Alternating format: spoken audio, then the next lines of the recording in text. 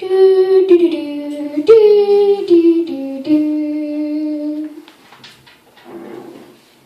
til Husbynyheter.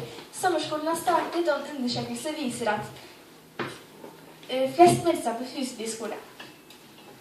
Alle elevene har det veldig gøy på sommerskolen. De leker og lærer hele døgnet. Det mest populære kurset heter Sommerjournalisten. Der lærer elevene å bli journalister. Nå til kulturnyhetene.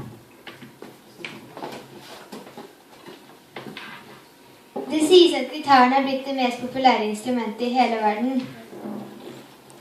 Snart skal det holdes en gitarfestival hvor man kan komme og spille sammen.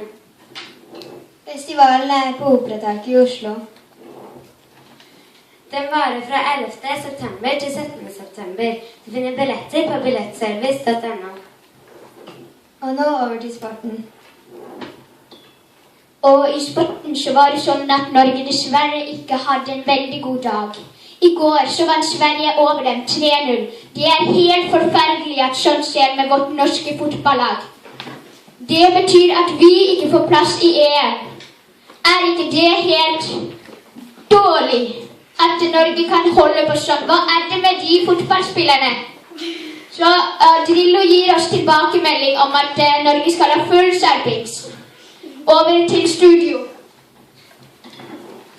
Takk for oss.